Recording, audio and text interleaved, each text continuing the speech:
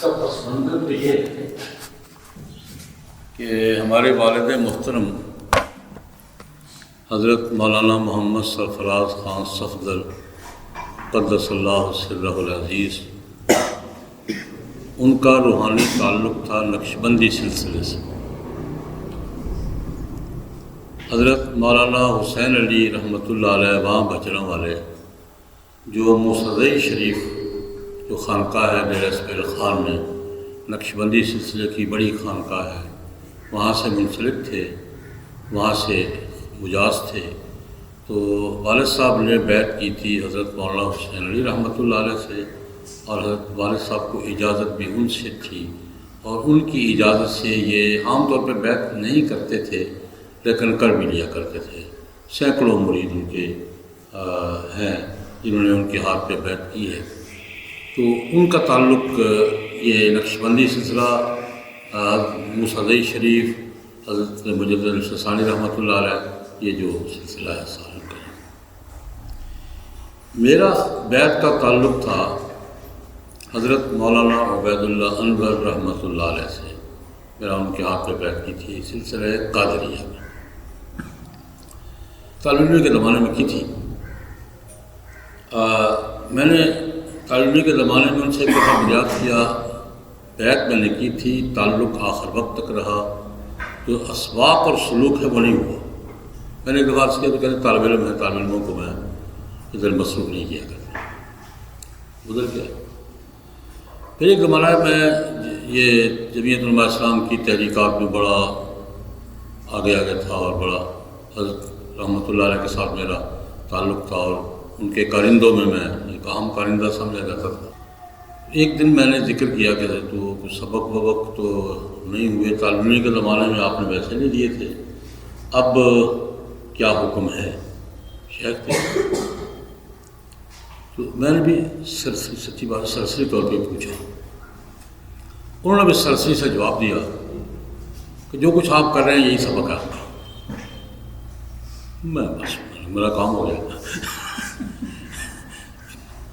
سرسری انداز سے میں نے پوچھا، انہوں نے بھی سرسری انداز سے جواب دے دیا کہ جو کچھ آپ کر رہے ہیں یہی آپ کا سبق ہے۔ میں نے بھی عافیت محسوس کی۔ اس کے بعد میں نے نہ پوچھا نہ انہوں نے کچھ فرمایا، میں اسی کو ابھی تک سبق سمجھ کے کر رہا ہوں۔ یہ تو حضرت مولانا عبید اللہ انور رحمۃ اللہ علیہ کے وصال کے بعد میں نے سوچا کہ بیعت کا تعلق تو کہیں نہ کہیں ہونا چاہیے، اور نسبت، چلو باقی کام نسبت تو رہے آدمی کی کہ میں کس گھر سے وابستہ ہوں۔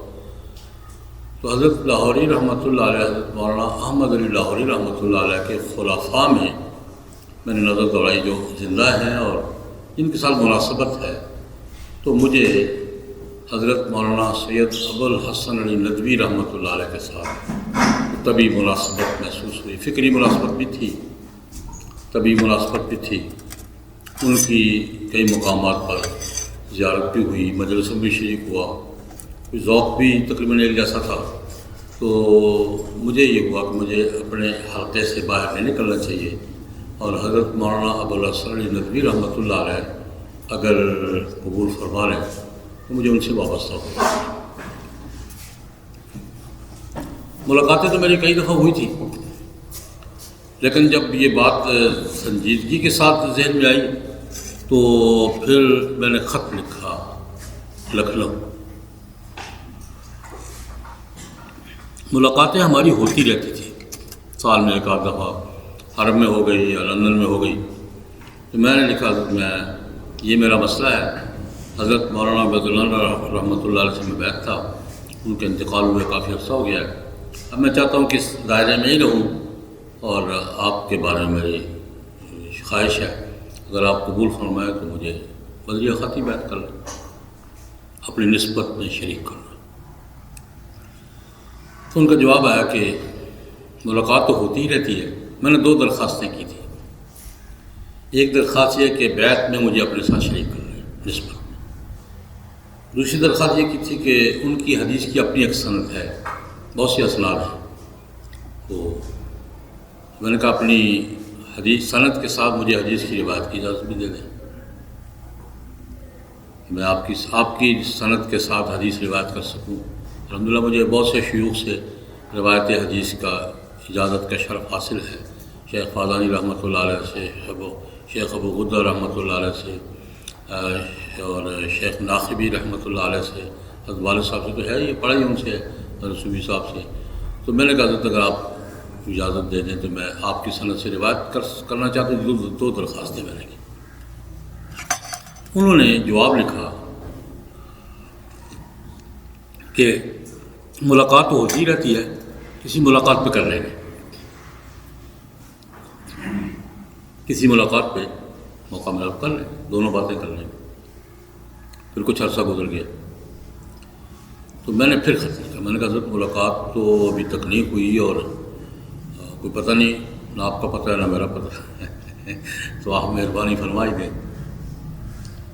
تو انہوں نے خط لکھا کہ ٹھیک ہے ملاقات پہ تجدید کر لیں گے، لیکن میری طرف سے آپ کو بیعت پہ بھی شریک سمجھیں آپ، اور حدیث کی روایت کی بات کو اجازت ہے۔ تو اس کے بعد ملاقات تو نہیں ہوئی، لیکن وہ مجھے اجازت مل گئی الحمدللہ۔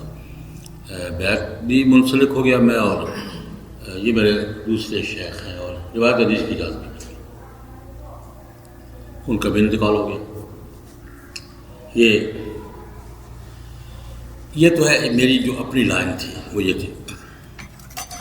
حضرت والد صاحب رحمۃ اللہ علیہ جب انہوں نے اپنے خلفاء کی فہرست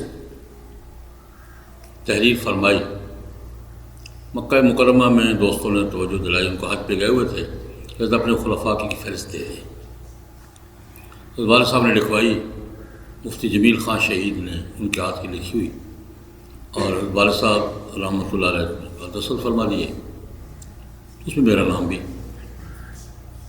کہ میں خلفاء مجازین میں حضرت والد صاحب رحمۃ اللہ میرا نام بھی شامل کر دیں گے، میرا خلیفہ مجاز ہے۔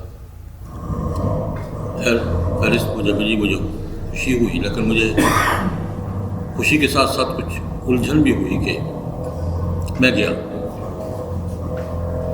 میں نے عرض کیا کہ آپ نے مجھے خلفاء کی فہرست میں شامل کیا۔ ہاں،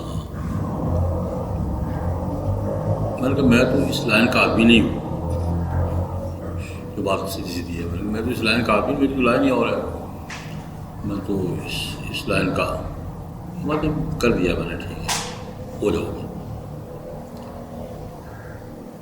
میں نے کہا کہ مجھ سے یہ کام شاید نہ ہو سکے، میں نے کر دیا ہے نا، ٹھیک ہے ٹھیک ہے۔ اس موقع پر ایک بات انہوں نے کی، دیکھو ایک بات میری یاد رکھو، میں نے بہت موضوعات پہ لکھا ہے، تصوف پہ کچھ نہیں لکھ سکا، لکھنا چاہتا تھا، یہ کام تم نے کرنا ہے، تصوف پر ایک کتاب تم نے لکھنی ہے۔ مجھے اور ذرا تعجب ہوا کہ میں تو میرا یہ ذوق نہیں ہے، میری یہ لائن نہیں ہے۔ کہتے میرے ساتھ وعدہ کرو کہ لکھو گے، یعنی کہ یہ وعدہ تو میں کر لیتا ہوں، حضرت نے کہا آپ کا حکم ہے، میں وعدہ کر لیتا ہوں، بس یہ تم نے لکھنی ہے اور میرے ساتھ تمہارا وعدہ ہے۔ ساتھ فرمایا کہ 2 کتابیں ضرور پڑھ لینا، لکھنے سے پہلے 2 کتابوں کا ضرور مطالعہ کر لینا، پھر جو لکھنا، لیکن لکھنی ہے مرکز ہے۔ ایک حضرت مولانا منظور نعمانی رحمۃ اللہ علیہ کی تصوف کیا ہے، یہ نام لے کے کہ وہ ضرور پڑھ لینا، اور دوسری حضرت مولانا اشرف علی تھانوی رحمۃ اللہ علیہ کی التکشف فی مہمات التصوف، یہ ضرور پڑھ لینا۔ میں نے کہا اچھا، میں اچھا نہیں وعدہ کرو، میں نے کہا یہ وعدہ، یہ وفات سے کوئی مہینہ 1.5 مہینے کے پہلے کی بات، میں نے وعدہ کر لیا، ٹھیک ہے۔ اب 3-4 سال گزر گئے۔ اچھا میری ایک کمزوری تو وہ ہے جو میں نے پہلے ذکر کیا کہ میں ذوق کے اعتبار سے اس دنیا کا آدمی ہوں نہیں، اور دوسری میری ایک کمزوری یہ ہے کہ میں کتاب لکھنا میرے بس کی بات نہیں، میں تو مضامین لکھتا ہوں، میں کوئی لمبے سے لمبا مضمون بھی لکھوں گا اور 3 قسطوں کا ہوگا. میں لمبی چیز لکھنے کا عادی نہیں، میرا شروع سے بچپن سے ہی، مجھے 50 سال ہو گئے لکھتے ہوئے. سن 63 میں میرا پہلا مضمون چھپا تھا فروغ ترجمان اسلام میں، تب سے اب تک مضامین لکھتا ہوں. بہت بڑی بات کرنی ہے 2 قسطوں میں لکھ دی، 3 قسطوں میں لکھ دی، اس سے زیادہ میرے لکھنا میرے بس کی بات نہیں ہے. کتاب کیسے لکھوں؟ کتاب کا ذوق نہیں ہے میرا، مطلب مضمون کا ذوق ہے، کالم کا ذوق ہے. میں 56 میں کراچی میں نقشبندی سلسلے کے ایک بڑے بزرگ تھے، حضرت مولانا سید زوار حسین شاہ صاحب رحمۃ اللہ علیہ، ان کی وہاں خانقاہ بھی ہے. حضرت مولانا سید محمد یوسف بن نوری رحمۃ اللہ علیہ کے رفقاء میں سے تھے، بڑے آدمی تھے.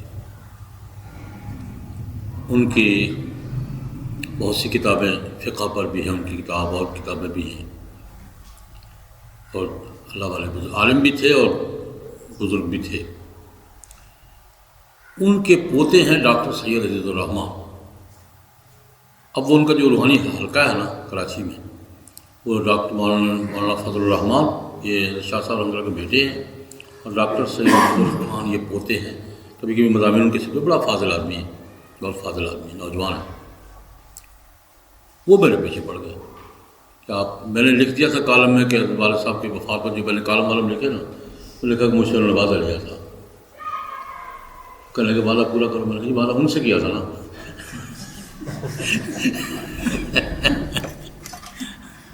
ان سے کیا تھا نہیں، آپ کو یہ وعدہ پورا کرنا ہوگا. وہ میرے پیچھے پڑ گئے اور پڑے ہوئے ہیں. ان سے میں نے یہ اپنا عذر پیش کیا. میں نے کہا چلو معلومات تو مطالعے سے آدمی کو مل جاتی ہیں، لیکن کتاب مجھ سے لکھی نہیں جائے گی، کیا کروں میں؟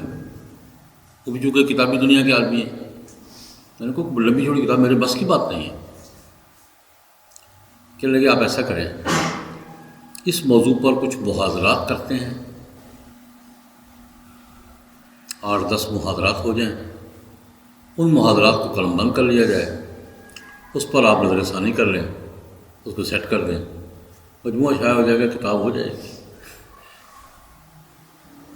یہ انہوں نے ایک راستہ بتایا جو میری سمجھ میں آئی بات کہ یہ ٹھیک ہے، یہ میری لائن کا کام ہے.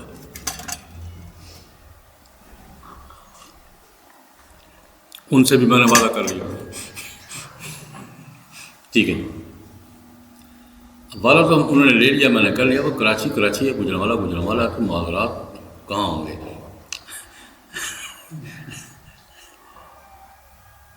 مجھے یاد کراتے رہے. میں کہ یار آپ کراچی میں ہیں، میں گجرانوالہ میں ہوں، کیسے ہوگا؟ اس پر غور و فکر کے بعد اس سال ہم نے آپس میں مشورہ کیا کہ چلو ایسا کرتے ہیں کہ اس موضوع پر 7-8 محاضرات یہیں کر لیتے ہیں. وہ ریکارڈ ہو جائیں گے، قلم بند ہو جائیں گے، اس پر نظر ثانی ہو جائے گی، اور اس کو ایک کتابی شکل میں شائع کیا جا سکے گا. تو یہ تو ہے پس منظر. ورنہ میں کہاں، تصوف کہاں، سلوک کہاں. لیکن اللہ پاک بس اوقات تو ہوتا یہ ہے کہ اللہ پاک گھیر گھار کے دھکیل دیتے ہیں. بدر میں اللہ پاک نے ایسے ہی کہا کہ تم نہیں لڑنا چاہتے تھے، میں نے لڑوا دیا تمہیں. یہی کہا ہے ہمارا. تم لڑنا چاہتے تھے قرآن پاک میں، نہ تم لڑنا چاہتے تھے نہ وہ لڑنا چاہتے تھے. ان کو بھی گھیر گھار کے لے آیا، میں تمہیں بھی لے کے آیا، میں نے بڑھوا لیا. تو بس اوقات اللہ پاک ایسا رخ بنا دیتے ہیں کہ وہ کام کرنا پڑ جاتا ہے. تو کام کرنا پڑ جاتا ہے کہ درجے میں آج میں گفتگو کا آغاز کر رہا ہوں. دعا کریں اللہ رب العزت کام کرنا پڑ جاتا ہے تو کام کرنا میں تبدیل کر لیں. اللہ پاک ذوق نصیب فرمائے. ارادہ ہے، جی چاہتا ہے. میں تصوف سے ذوق کا تعلق نہ ہونے کی وجہ سے نہیں، یہ نہیں ہے کہ الحمدللہ تصوف کو میں دین کے تقاضا میں ایک تقاضا سمجھتا ہوں، دین کے شعبوں میں سے ایک شعبہ سمجھتا ہوں. صوفیاء کرام سے میری عقیدت ہے، میری محبت ہے، اور صوفیاء کرام رحمہ اللہ کے ساتھ عقیدت محبت میں میں بہت خوش فہم واقع ہوں، ایک خاص اس طرح خوش فہم۔ صوفیاء کرام رحمہ اللہ تعالیٰ کے ساتھ محبت اور عقیدت کے معاملے میں اور خانقاہوں کے ساتھ تعلق پر بڑا خوش فہم واقع ہوں میں۔ تو بہرحال اس نسبت سے میں آج گفتگو کا آغاز کروں، پس منظر میں نے عرض کر دیا۔ آج تمہیداً ایک بات کہنا چاہوں گا، صوفیاء کا ایک مستقل طبقہ ہے، اس کے آگے شاخیں ہیں، لیکن تصوف، سلوک اور احسان، یہ حضرات تابعین کے دور سے یہ اس کا آغاز ہوتا ہے۔ حسن بصری رحمۃ اللہ علیہ کا ذکر امام الصوفیاء کے طور پہ کیا جاتا ہے۔ تصوف میں امام تھے، بزرگ تھے، اور وہاں سے یہ رئیس تابعین، بڑے تابعین میں سے تھے۔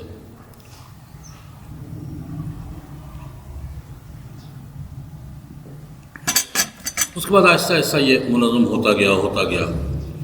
تصوف کی 20 شاخیں ہیں، سلوک کے مختلف دائرے ہیں، ان میں کچھ قریب بھی ہیں، کچھ دور بھی ہیں، کچھ اس کی بات تو اپنے مرحلے پر آئے گی۔ لیکن میں آج یہ چاہوں گا کہ ایک سوال کا جائزہ لے لیں۔ عام طور پہ یہ بات کہی جاتی ہے کہ تصوف یہ درآمدہ چیز ہے، باہر سے آنے والی چیز ہے، اسلام کی داخلی چیز نہیں ہے۔ ایک سوال کہ تصوف اسلام کے دائرے میں باہر سے آیا ہے، اسلام کے اندر کی چیز نہیں ہے۔ اس میں ہندو تصوف کا نام، اس کا ذکر ہوتا ہے، بدھوں کا ذکر ہوتا ہے، اور جو باہر سے اثرات آئے ہیں ان کا ذکر ہوتا ہے۔ تو عام طور پہ یہ تاثر آج کے جدید تعلیم یافتہ حلقوں میں یہ پایا جاتا ہے کہ تصوف باہر سے آنے والی چیز ہے، اندر سے پیدا ہونے والی چیز نہیں ہے۔ تصوف اسلام میں داخل ہوا ہے، اسلام کے اندر کی چیز یہ نہیں۔ یہ سوال ایک عام طور پہ ہوتا ہے۔ میں یہ کہنا چاہوں گا کہ یہ بات درست نہیں ہے۔ تصوف کی بنیادیں اسلام کی داخلی چیزیں، تصوف کی بنیادیں جو ہیں یہ اسلام کی داخلی چیزیں ہیں۔ ذکر اذکار ہے، ایک دوسرے کو خیر کی تلقین ہے، یا اعمال کی بیعت ہے، یا کسی خاص کام پہ بیعت ہے، یہ تو حضور کی سنت میں شامل ہے۔ ذکر اذکار کی تلقین کرنا، ذکر اذکار کے جناب نبی کریم صلی اللہ علیہ وسلم نے بیعت بھی کی ہے، ایمان اور جہاد سے ہٹ کر اعمال پر بیعت بھی کی ہے، مختلف مواقع پر، مختلف حیثیات سے۔ تصوف کا آغاز تو بیعت سے ہوتا ہے نا، اور یہ بیعت کس پر ہے؟ اعمال پر۔ بیعت علی الاعمال جناب نبی کریم صلی اللہ علیہ وسلم نے مختلف حوالوں سے، مختلف مواقع پر، مختلف کیفیات میں کی ہے۔ کسی سے نماز کی پابندی کی بیعت لے رہے ہیں، کسی سے کس حوالے سے اور حوالوں سے بیعت، یہ کام کرو گے، یہ کام کرو گے۔ یہ بیعت علی الاعمال، اعمال کی پابندی کی بیعت جناب نبی کریم صلی اللہ علیہ وسلم نے کے لیے کسی اور روایات میں ہے۔ پھر ذکر اذکار کی تلقین، اور بعض مقامات پر ذکر اذکار کی تعداد کا تعین، 100 دفعہ پڑھنا ہے، 300 دفعہ پڑھنا، یہ بھی حضور کی سنت میں موجود ہے۔ ذکر کی تلقین بھی فرمائی ہے۔ بعض مقامات پہ جملوں کے، بعض ذکر کے جملوں کی فضیلت، اس کی برکات بیان فرمائی ہے۔ بعض مقامات پر تعداد بھی بتائی ہے، یہ مرتبہ پڑھنا ہے، یہ اتنی مرتبہ پڑھنا ہے، یہ آیات اس میں موجود ہے۔ یہ دوسری بات ہے۔ ذکر کے اپنے حلقے کہ لوگ اکٹھے بیٹھے ہیں، یہ بھی روایات میں موجود ہیں۔ ذکر کے اپنے حلقے مستقل ذکر کے حوالے سے یہ بھی روایات میں موجود ہے. اور یہ بات بھی کہ مجلس کی اثرات ہوتے ہیں اور صحبت کے اثرات ہوتے ہیں، یہ بھی روایت میں موجود ہے. مشہور روایت ہے، ایک صحابی حضور کی مجلس سے نکلے، حضرت صدیق اکبر رضی اللہ عنہ سے ملاقات ہوئی، بڑے پریشان سے تھے. حضرت صدیق اکبر نے پوچھا پریشان کیوں ہو؟ یا حضرت جب حضور کی مجلس میں ہوتے ہیں تو دل کی کیفیت اور ہوتی ہے، اور باہر جاتے ہیں کیفیت بدل جاتی ہے، کہیں منافق تو نہیں ہو گئے، کہیں منافقت تو نہیں آ گئی ہم میں؟ حضرت صدیق اکبر نے کہا یار یہ کیفیت میری بھی ہوتی ہے، حضور کی مجلس میں کیفیت بالکل مختلف ہوتی ہے، گھر جاتے ہیں کیفیت بدل جاتی ہے. کیفیت بدلنا اگر منافقت ہے تو پھر تو روایت منافق انزلہ منافق ہو گیا. وہ خود اپنے بارے میں کہے، فرمایا یہ تو اگر ایسا ہوتا ہے تو یہ تو کیفیت میرے ساتھ بھی ہو جاتی ہے. چلو جا کے حضور سے پوچھتے ہیں. مشہور واقعہ جناب نبی کریم صلی اللہ علیہ وسلم سے ذکر کیا تو فرمایا ہاں یہ مجلس کی کیفیت باہر نہیں رہ سکتی، ممکن نہیں ہے. اگر تمہاری یہی کیفیت باقی جگہ پہ تو فرشتہ تمہارے راستے میں آ کر سلام کرتے پھر. مجلس ذکر اذکار کی تلقین، بعض مواقع پر ذکر کا تعین اور بیعت العمل، یہ ساری باتیں جو تصوف کی بنیاد ہیں یہ روایات میں موجود ہیں، صحابہ کے تعامل میں موجود ہیں، جناب نبی کریم کی سنت میں. ہاں طریقہ کار میں ایک ہے بنیاد، ایک ہے طریقہ کار. نظم کے طے کرنے میں اور معاملے کو آگے بڑھنے میں اور اس کی تشکیل میں خارجی عوامل بھی آئے ہیں، اسے انکار نہیں کرنا، لیکن ایسے ہی آئے ہیں. میں اس کی مثال دینا چاہوں گا. علماء کرام تشریف فرمائے ہیں. ہمارے یہاں جو علم کلام ہے، علم کلام عقائد کا بحث مباحثہ، اس کو علم کلام سے تعبیر کرتے ہیں. اور آج ہماری علم کلام کے حوالے سے ہم پڑھتے پڑھاتے ہیں. یہ اصطلاح بھی، یہ مباحث بھی خارج سے آئے ہیں، اگر ہمارے دینی نظام کا حصہ ہے. اس پہ غور کرنے کی ضرورت ہے. صحابہ اکرام کے دور میں جناب نبی کریم صلی اللہ علیہ وسلم کے بعد یہ عقائد پر بحث نہیں ہوتی تھی. حضور نے فرمایا ٹھیک ہے باقی ہے. صحابہ نے ایک بات کہی ٹھیک ہے یار عقیدہ یہ یوں کیا ہے، ایسے کیسے ہے، یہ کیسے ہے. پورے صحابہ کے دور میں آپ کو یہ بات عقائد کے باب میں نہیں ملے گی. حضور نے فرما دیا ٹھیک ہے. یہ بحث آئی ہے تابعین کے آخری دور میں، جب یونانی فلسفہ آیا. عقائد کی بحث، کلامیات کی بحث ہمارے ہاں تابعین کے آخری دور میں آئی ہے، جب یونانی فلسفے کی تراجم ہو کر آئے ہیں. یونانی فلسفہ آیا ہے اور زرتشتی فلسفہ ایران سے وہ آیا ہے اور مختلف علوم ہوا ہے. عقائد میں شکوک و شبہات پیدا ہوئے ہیں. تو پھر آہستہ آہستہ توجہ ہوئی ہے دو حوالوں سے.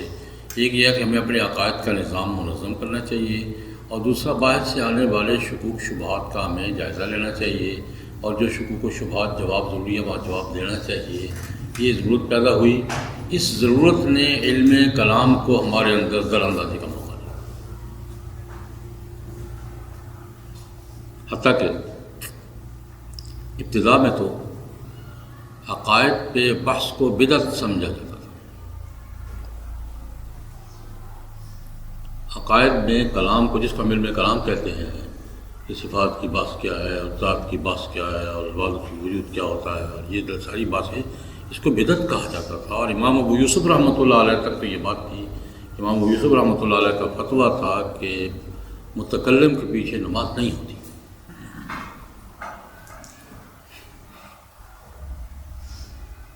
برا سمجھا جاتا، عقائد پہ بحث کیوں کرتے ہیں؟ عقائد پہ کلام کیوں کرتے ہیں؟ آپس میں مناظرے کیوں کرتے ہیں؟ عقائد کی تعبیرات پہ جھگڑے کیوں کرتے ہیں؟ پورا سمجھے گا. کلامیات جو آئی ہیں یونانی فلسفے سے. میں مثال دے رہا ہوں کہ عقائد میں جو کلام کا دخل ہوا ہے یونانی فلسفے آنے پر پہلے ہمارے یہاں کلام شلام کوئی نہیں ہوتا تھا. کلام کو جدت سمجھا جاتا تھا، بدعت سمجھا جاتا تھا، نفرت سے دیکھا جاتا تھا. کیوں بھائی یہ کلام کیوں؟ حضور نے فرما دیا بس ٹھیک ہے بابا آگے کیا کہتے ہو؟ قرآن نے کہہ دیا وہ کافی ہے، ابھی آگے بحث کرنے کی کیا ضرورت ہے؟ یہ اس کو اس نظر سے دیکھا جاتا تھا. لیکن جب یونانی فلسفہ آیا ہے اور یونانی فلسفے نے یونانی فلسفہ اکیلا نہیں آیا، ایرانی بھی آیا ہے، مصری بھی آیا ہے، ہندی فلسفے کا بھی ہمارے یہاں میل جول ہوا ہے، تو کلام کی مشکلات پیدا ہوئیں، سوال جواب آئے، شکوک و شبہات. اس میں معتزلہ سب سے آگے تھے. یہ پورا مکتب فکر بن گیا تھا. تو ان کے اس زور کو توڑنے کے لیے اور ہمارے ابو الحسن اشعری نے، ابو منصور ماتوریدی نے، ان کے بعد غزالی نے، ابن رشد نے، ابن سینا نے عقائد کی بحث کو اختیار کیا ہے، علم کلام حاصل کیا ہے، یونانی فلسفے پہ عبور حاصل کیا ہے، سیکھا ہے. جہاں جہاں موافقت تھی موافقت کی ہے، جہاں مخالفت کی مخالفت کی ہے. تو علم کلام باقاعدہ مرتب ہوا ہے، اور آج ہم ساری باتیں علم کلام کے ٹائٹل سے کرتے ہیں. میں نے یہ مثال اس لیے دی ہے کہ بالکل یہی معاملہ تصوف کے حوالے سے بھی.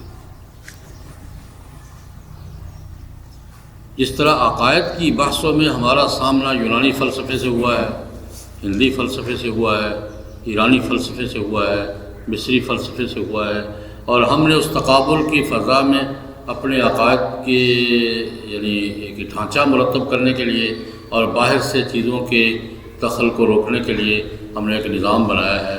بالکل تصوف میں بھی میرے یہی صورتحال پیدا ہوئی ہے کہ ہمارا اپنا نظام قائم تھا، لیکن جب ہندو فلسفہ، ہندو تصوف نے اور یہ بدھ مت کے تصوف نے جب یلغار کی ہے، تو پھر صوفیاء کرام رحمہ اللہ تعالیٰ نے اسی طرز پر، جس طرز پہ علم کلام میں انہوں نے ایک دائرہ قائم کیا تھا، ایک ڈھانچہ کھڑا کیا تھا، اسی طرز کا ڈھانچہ یہاں کھڑا کیا، دائرے قائم کیے، اور بحث و مباحثہ کر کے جو باتیں قابل قبول تھیں وہ اٹیچ کی ہیں، شامل کی ہیں، اور جو قابل قبول نہیں تھی ان کا رد کیا ہے. اس میں افراد تفرید بھی ہوا ہے، جیسے عقائد میں افراد تفرید ہو رہا ہے.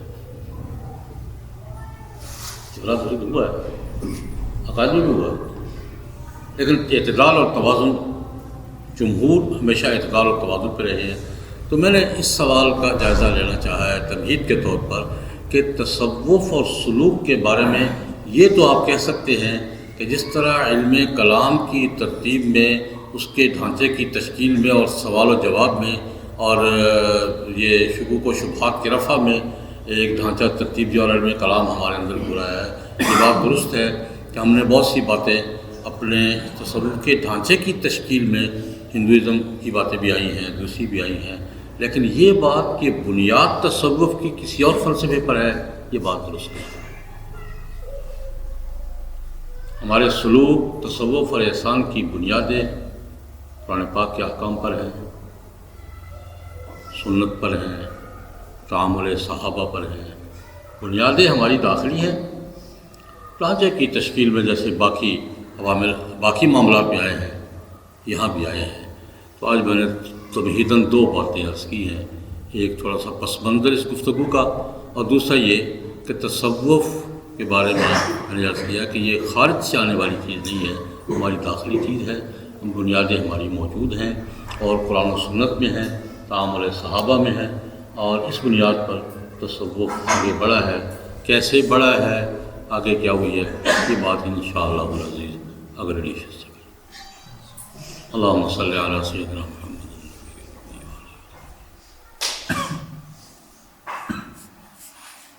سوال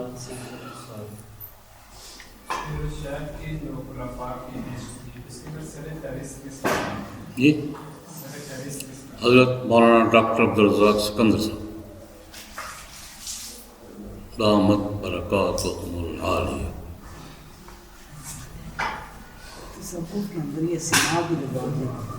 وہ بھی آئے گا. سما کی بات صرف تصور میں نہیں، عقائد میں بھی ہے.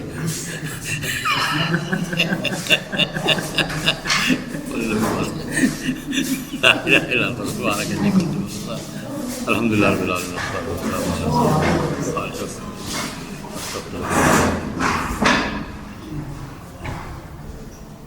صلی اللہ تعالی علی خیر خلقہ محمد وآلہ وصحبہ.